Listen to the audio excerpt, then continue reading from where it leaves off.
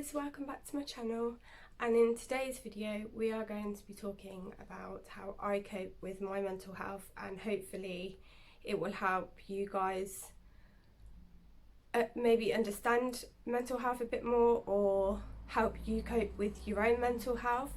So I'm just going to go straight into the video. I started with depression when I was 13. That was due to my parents splitting, which, as you can imagine, is a hard time for a child anyway. I stopped eating. I enclosed myself in my bedroom and wouldn't come out, basically. But I got through it, pushed through it.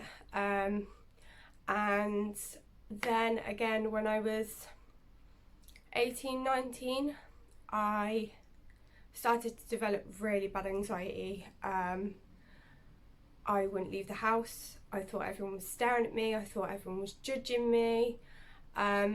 And it all stemmed from a bad relationship, which wasn't that great, but I did get my little boy out of it. So that is one bonus to that relationship.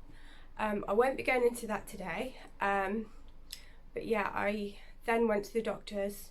I did try a bit of counselling, which wasn't for me really. Like, I was talking about my problems and I was coming out of there feeling worse than when I went in there, so I just thought that wasn't for me. So I went back to my doctors and they suggested medication to see if that would work. And I was really quite, do I really want to take medication to make me feel better? Is it going to work? If it does work, I don't want to be stuck on it. And I was just debating really for a couple of weeks, thinking, is it worth it? Is it not? So in the end, I did try it, and this was when I was 21.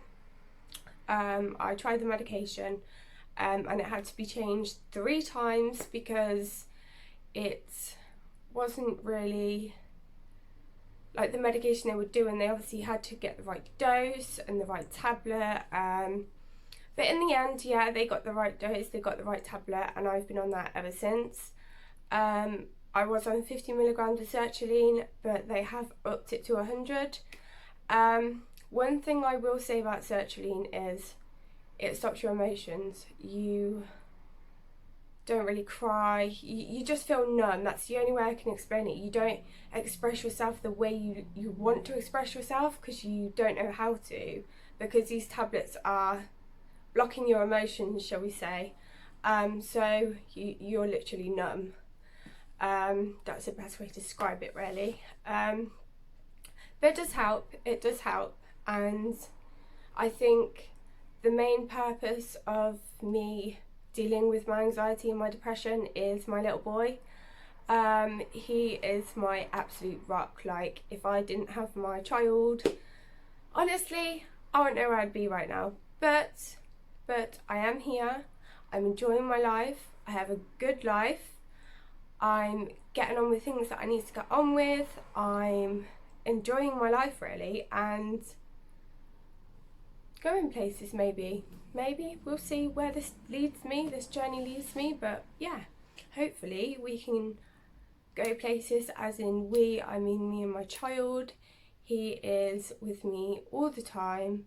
I do get breaks now and again, but we have such a strong bond. And some people say, oh, get a babysitter or do this or do that, but me and Kyle like spending time with each other, and we watch Disney films, and we don't really draw or anything like that because he's not really interested. He's only 4, so he's not really interested in that sort of stuff. He watches his tablet, he plays games on his tablet, and he includes me, and we play cars. And yeah, so it really does help my mental health, it really does. And I think he is the person that I get up in the morning. He is the person that makes me want to do things in the day instead of being stuck at home feeling sorry for myself, which honestly, that's what I used to do. I used to feel sorry for myself, and looking back, I wish I'd done something sooner rather than later, because honestly, guys, if you don't speak up about it or tell anybody how you're feeling, they can't help you. And I struggled quite a long time because I didn't say anything to anyone. I just kept it to myself and thought, I don't know what's really happened to me, but I'll get through it. And I never did until I asked for that help, and that help helped me to grow in my life and not be so anxious and yeah, I will go and try this, or I will go and try this. So little steps, it got to the point where I was taking little steps and I was improving. I could feel myself improving in my life, and I seen my child's behaviour change because my behaviour changed, if that makes sense. So instead of him being like, I wouldn't say down, but obviously kids can sense how you feel. So it was, if I was down, he would come up to me and he would cuddle me, and I didn't want him to feel what I was feeling anymore because that wasn't fair on either of us really. So that's one more thing that pushed me to change. I knew I needed to change, I knew I needed help. And honestly guys, the best thing I ever did, like, fair enough I'm on medication for it now, like maybe you don't need medication, maybe you just need a bit of counselling or something different, but everybody with mental health, they can get better if they ask for help, and don't be afraid to ask for that help. There is help out there. I know you're scared or you're worried, but it will help, honestly it will, and my life has changed so much since I asked for help, and I'm so glad I did. Like, I wouldn't know where I'd be today. Would I still be in my little room hiding away from everyone and not living my life? I don't know, but I'm just so glad I did ask for the help and I got it. And I did try counselling, wasn't for me. I felt worse coming out of there than what I did going in. So everybody's different really. Some of my friends have gone to counselling and it's worked for them. It really has. But honestly, it wasn't for me, and the thing that I found worked for me was taking this medication. There's so many different types out there. You don't have to have the same one as me. You might put on a different one or a different milligram. Like, there's so many things out there bar from medication. There's counselling. You talk to your friends, your family, just anybody that you feel safe with. Talk to them because they won't judge you.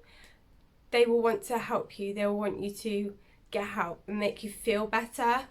I think mental health isn't noticed as much as what it should be because it doesn't just affect women, it affects men as well. And I think men can get slated. Oh, you haven't got it, like, you're fine. But we could say that about women as well. Oh, you look fine. It's okay putting a front on, but inside how we feel you don't really know.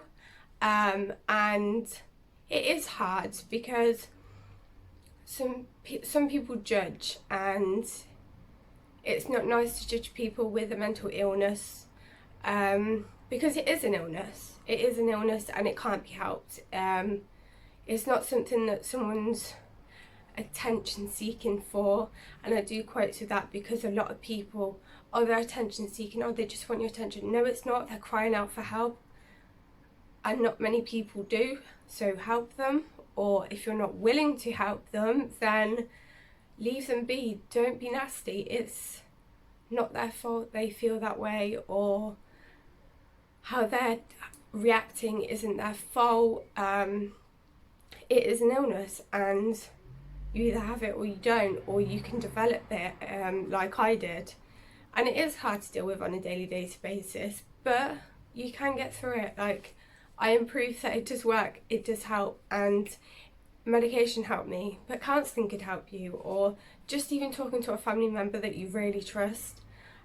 Just talk to them, because honestly, talking is the best policy. It will make you feel better, and the more help you get, the better you will recover. And I'm not saying it's a quick fix, no way near is it a quick fix.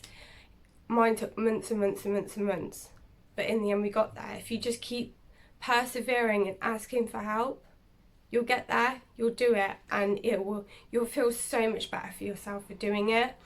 So yeah, hopefully whoever's watching this, if you do suffer with mental health or you know someone that does, just reassure them that you are there for them, and if they need something, you're just a phone call away, because even just saying that will make their day and will make them feel a lot happier, and maybe then they'll talk to you more and they'll confide in you more and trust you more. But just never push anyone, because if you push and push and push and push and ask and ask and ask, they're going to clam up more. They won't say anything. So in that own time, just let them talk to you, and honestly, they will get there, or you will get there. But just hopefully, fingers crossed guys, you have sort of listened to my advice, my story, and I hope it helps you. So thank you for watching, and if you'd like to click that subscribe button down below, give this a big thumbs up, and I'll see you later. Bye.